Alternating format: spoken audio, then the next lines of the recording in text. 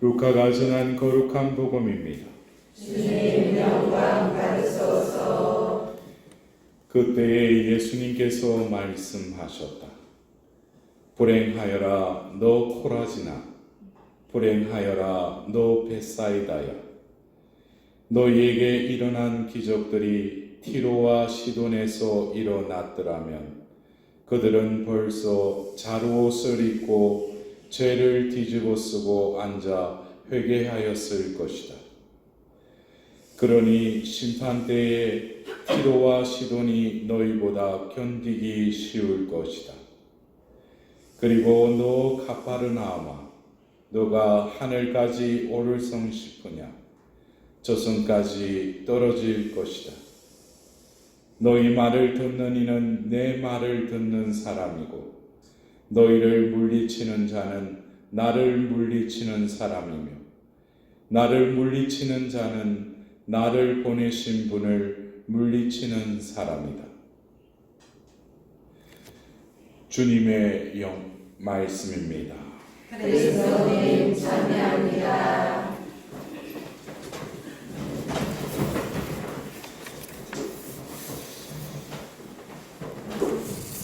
오늘 우리가 또 기념일로 기리고 있는 아시시의 성 프란체스코, 이 기념일을 맞이해서 교회는 이렇게 기도를 바칩니다. 하느님, 복된 프란치스코를 가난과 겸손의 삶으로 이끄시어. 이 기절에서 우리가 볼 때는 프란체스코라는 사람이 예수님을 만남으로써 가난의 삶을 선택하고 가난의 삶을 살았다고 우리는 또 그렇게 알고 있잖아요. 근데 이 기도문에는 하느님이 가난과 겸손의 삶으로 이끄셨다는 거예요. 그렇다면 우리가 볼 때는 그 성인이 그런 삶을 살았다라는 것은 하나님의 이끄심에 순응했다는 거예요. 그래서 우리가 어떤 삶을 살아가는 주체가 아니라 하나님의 은총이 그를 그렇게 살도록 이끄시는데 순응하게 됐다는 거예요.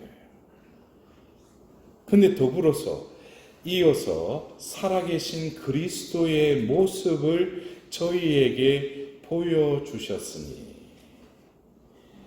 우리가 볼 때는 오늘 기리는 12세기 한 성인을 바라보지만 그 성인을 바라보면 누구를 보게 된다는 거예요? 그리스도를 보게 된다는 거예요.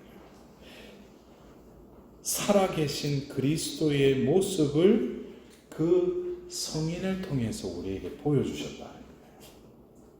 그래서 저희도 성자를 따라 복음의 길을 걸으며 사랑과 기쁨으로 가득 차 하나님과 하나 되게 하소서. 이것이 오늘 우리가 프란체스코 성인 기념일에 교회가 봉기도문에 이렇게 기도하였습니다. 그래서 우리가 이 봉기도라는 것은 전례에 있어서 오늘 전례의 때와 전례의 성격에 대해서 또 특별한 지향에 대해서 이렇게 봉기도문에 교회가 이렇게 공적인 기도로 바치는 거예요. 그래서 오늘 우리가 이 기도문에 의하면 오늘 우리가 이 바룩서에 이스라엘 백성들이 이렇게 하나님께 죄를 지었다고 하는데, 죄를 지었다라는 것은 우리가 죄를 지은 주체이기도 하지만 그 이전에 하나님은 뭐예요? 선으로 이끄시려고 하시는데 그 이끄심에 우리가 뭐예요? 불순종했다는 거죠. 이것이 어떻게 보면은 구약의 버전이에요.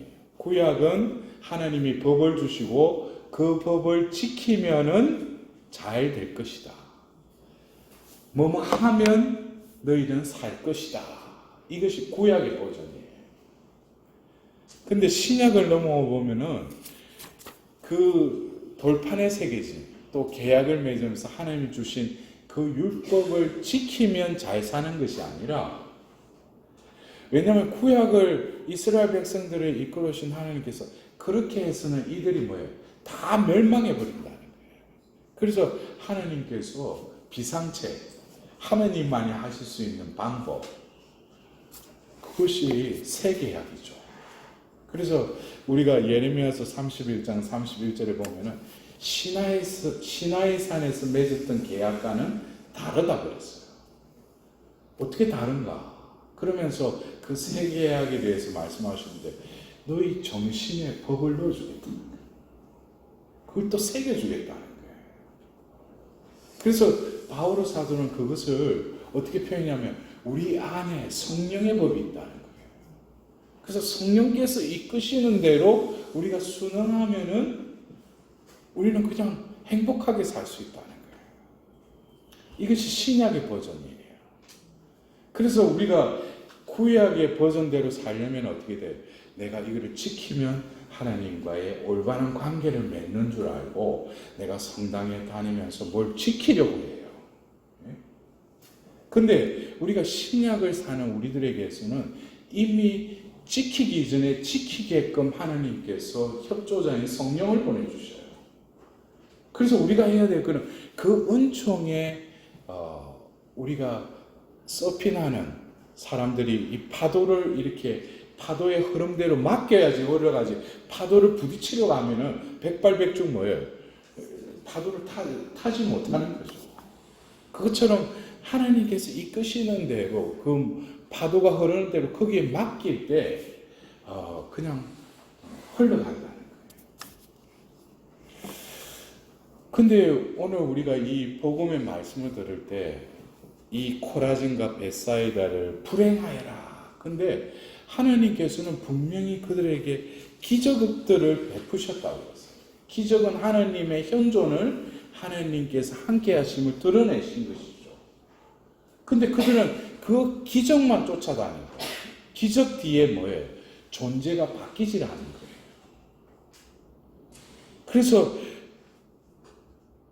회개의 의미를 우리가 잘 알아들어야 돼요. 회개한다. 회개의 삶을 살아간다. 그러면 회개의 궁극적인 목적은 무엇인가?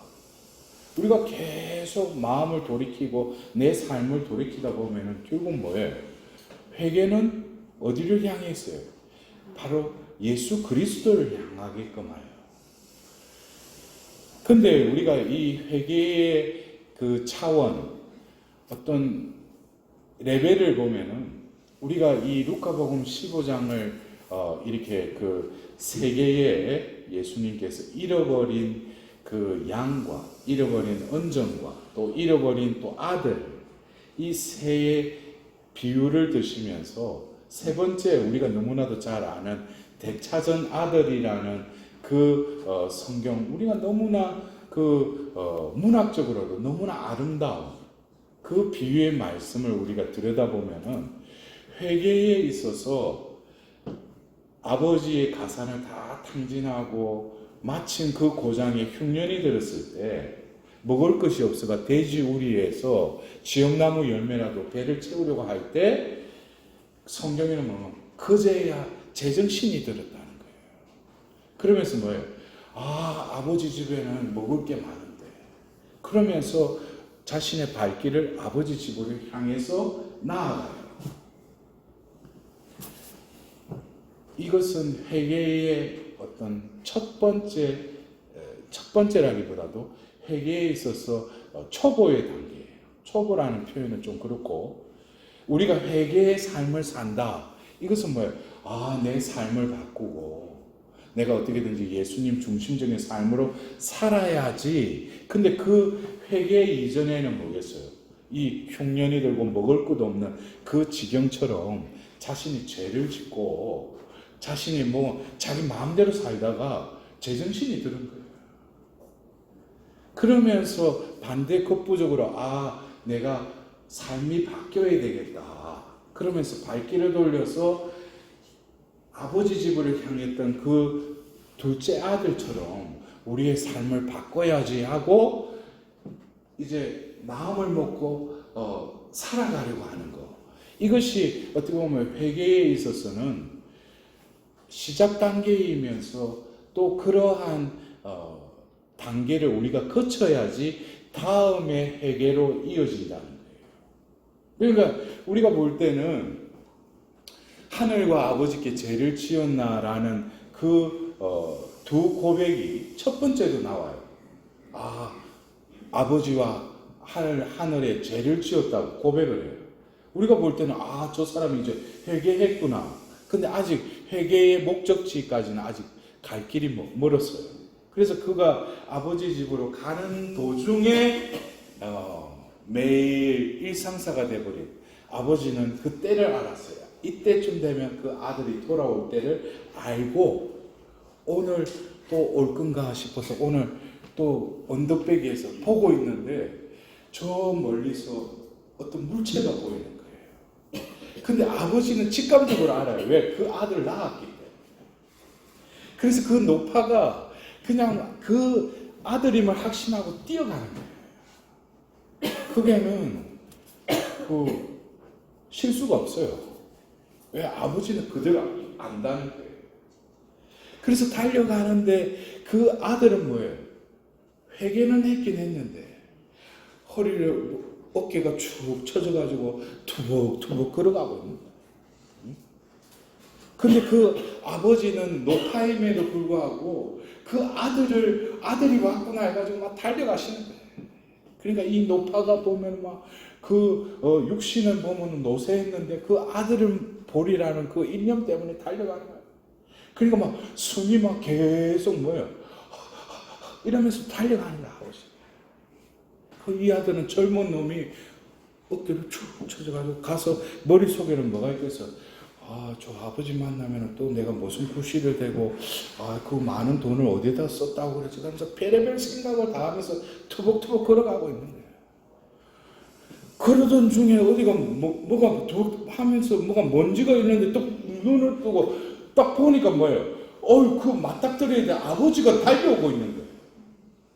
그러면서 그냥 아버지가 그를 와락 걸어앉는 거예요. 그러면서 아버지가 그 때를 아시고 그 아들의 그 당신의 품 안에 그 아들을, 자기가 낳은 아들을 꼭 껴안을 때 저는 그 말씀을, 그 장면을 이렇게 기리면서 바로 그 아버지의 그 심장과 그 아들의 심장이 이렇게 맞부닥치면서 바로 그 노파의 노쇠한 그 육신의 그 심장, 약한 심장이 뛸 대로 뛰는 그 박동수와 더불어서 젊은 건강한 심장이 맞닥뜨려지면서 그 박동수가 어떻게 이 아들이 마음으로 아버지의 마음을 맞닥뜨리는 거예요. 그러면서 그 아버지의 그 심장의 박동수가 나에게 전달되듯이 아버지의 마음을 느끼기 시작한 거예요. 그러면서 이제 빨라졌던 그 심장의 박동수와 느려진 그 젊은이의 그 심장이 하나가 되면서 그 아들은 아버지의 마음과 하나가 되는 거예요. 그러면서 그 자리에서 들쑥 주저앉는 거예요. 그러면서 아버지의 품에 기대면서 다시금 고백하는 거예요. 하늘과 아버지께 죄를 지었나이다. 똑같은 그 돼지우리에서 일어나면서도 그 고백을 했지만 지금 하는 고백은 질적으로 내용적으로 완전히 틀린 고백이에요. 하나는 지금 자기가 배가 고프니까 살아야 되니까 자기 중심적인 회개를 했다면 지금은 뭐예요? 아버지의 마음을 알고 하나님이 원하시는 회개가 일어난 거예요. 회개라는 것은 내가 이렇게 살아야지 그것이 잘못됐다는, 그거는 회개에 있어서는 뭐예요? 초보 단계라는 거예요. 그러나 진정한 회개는 바로 내가 구상하고 내가 살아야 되겠다는 그 회개가 아니라 하나님께서 구상한 그 삶으로 내가 완전히 속해버리는 거, 완전히 그 안으로 들어가는 것이 회개의 삶이라는 거예요. 거기에는 내 계산적인 그것도 없어요. 그냥 하나님 안으로 들어가 버리는 거예요. 하나님과 하나 되는 삶. 이게 회개의 목적이에요. 그래서 오늘 예수님께서 회개의 말씀을 하시고 나서 루카복음 10장 16절에 우리가 매번 듣는 말이지만 들으면서도 좀 이해가 안 되는 말 중에 하나가 너희 말을 듣는 이는 내 말을 듣는 사람이라는 거예요. 아니 내가 하는 말을 듣는데 예수님의 말을 듣게 된다는 거예요. 이걸 여러분들이 어떻게 이해를 하셨어요? 너희 말을 들으면 내 말을 듣게 된다는 거예요. 이것은 다른 말로 하면은 너 말을 하는 너 주체가 너인 것 같지만 나다는 거예요. 그래서 예수님은 나의 말을 듣는 사람은 나를 보내신 분의 말을 듣는 거다. 이것이 바로 뭐예요? 내가 지금 이곳에 존재하는 것은 내가 스스로 존재하는 것이 아니라 나를 보내신 분이 계셔서 이 자리에 있다는 거예요. 그 존재됨이 바로 뭡니까? 그게 사도라는 거예요. 사도는 우리가 한자를 직역하면 파견된 자라는 뜻이에요. 그래서 사도의 삶은 내 스스로 살아가는 삶이 아니라 먼저 나를 보내신 분의 뜻과 그 섭리가 이미 내 안에 내장되어 있고 그것이 나를 통해서 이루어질 뿐이라는 거예요. 내가 그 중간에 내가 어떻게 해야지, 내가 어떻게 처신해야지 이게 없다는 거예요. 그냥 내 안에 이미 머물러 계시다는 거예요. 그래서 나를 통해서 그냥 하신다는 거예요. 그러니까 너의 말을 들으면 내 말을 듣는 것이다. 이 순간에는 뭐예요? 바로 그 존재와 그 나, 예수님과 뭐예요? 일치된 존재가 되었다는 거예요. 이것이 결국 뭡니까? 회개의 삶이에요. 그래서 오늘 다시금 우리가 프란체스코 성인의 그 기념일을 맞이하면서 마지막에 그랬잖아요. 저희도 성자를 따라 복음의 길을 걸으며 이것은 어떤 면에서 이 작은 아들이 그제야 제정신이 들어서 아버지 집으로 향하려고 마음을 먹는데 사랑과 기쁨으로 가득 차 하나님과 하나 되게 하소서 그랬어요. 이것은 회개의 첫 번째 그 여정을 통해서 마지막 여정까지를 이 기도를 통해서 표현하고 있는 거예요. 결국 우리의 삶은, 회개의 삶은 뭐라는 거예요? 아버지와 나가 하나 되는 삶입니다.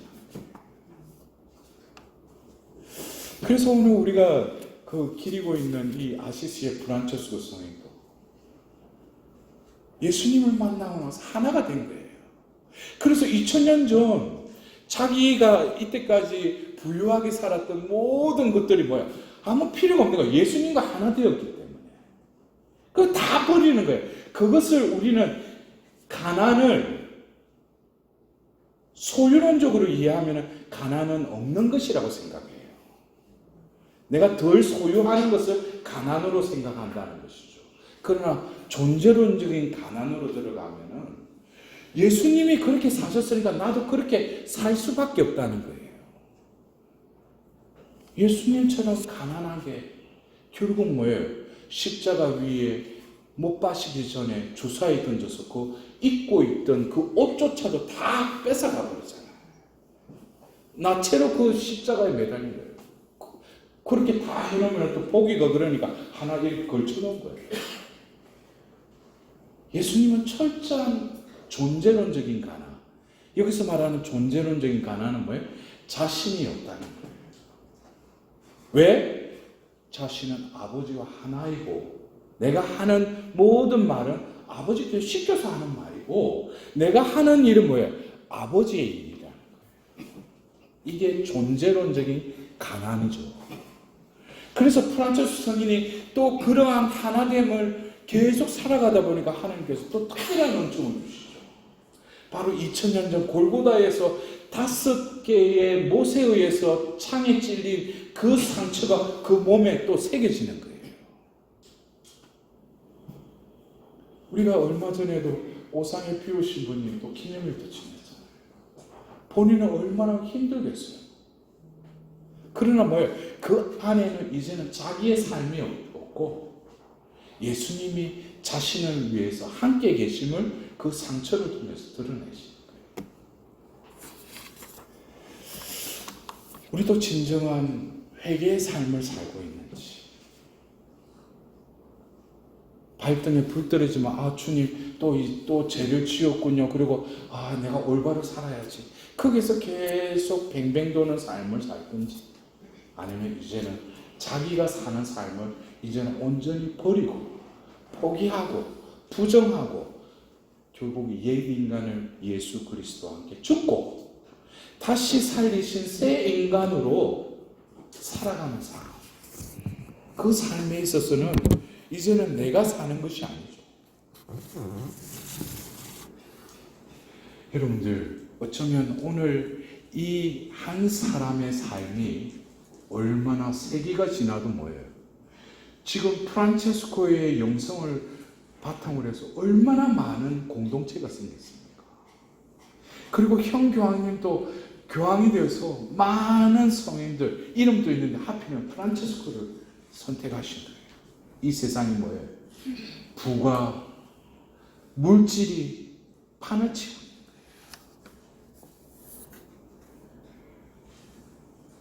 우리도 교황님이 또 그렇게 그 교황명을 그렇게 정하시고 또 그러한 삶을 사는데 나의 삶은 어떤 것 같아요? 저도 포함이 되고, 가난은 자유로움입니다. 자유롭지 못한 궁색함, 그거는 가난이 아니죠. 그래서 예수님께서 진복 8단의 첫 번째 마디가 행복하여라, 가난한 사람들. 그리고 그들에게 무슨 보상이 주느냐? 하늘나라가 그들의 것이니 그랬어요. 우리가 볼 때 다 가난하다고 행복한 게 아니에요. 이 지상의 가난에 찌들려 있는 것은 거기서 뭐예요? 그 허물을 벗고 하늘나라를 위해서 이 가난을 온전히 봉헌해 드리는 거예요. 그럴 때는 내 마음속에 하나님만이 주실 수 있는 그 기쁨과 평화를 느끼게 돼요. 이것은 하늘나라를 위해서 질서 지어진 가난일 때 그 가난은 천상의 보화를 얻게 되는 것이죠. 그냥 지상에 머무르는 안 가진 그 부족한 가난이 아니라 하나님 것으로 충분하기 때문에 존재론적으로 하나일 수밖에 없기 때문에 가난의 삶을 자발적으로 선택해서 살아가는 삶. 그것이 진정으로 예수님이 진폭발단 때 행복하여라고 하신 그 가난한 사람의 부류에 들 것입니다. 어쩌면 우리가 지금 또 현실적으로 가난으로 힘들어하는 분도 계셔요. 재물적인 어떤 부분에서 우리가 쪼달리는 부분도 있어요. 그러나 오늘 우리가 기리는 이 아시시의 성 프란치스코 성인처럼 어떤 소유론적으로 그 가난을 이해할 것이 아니라 존재론적인 가난이 나에게 스며들 때 진정으로 내 소유론적인 가난은 더 이상 나의 영혼을 갉아먹지 못한다는 것입니다. 왜? 내 영혼이 이미 천상의 것이 되기 때문에. 오늘 이 미사를 봉헌하면서 우리가 소유론적인 가난에 허덕이지 말고 존재론적인 가난의 삶을 살아갈 수 있도록 하나님께 다시금 자비를 청하도록 합시다.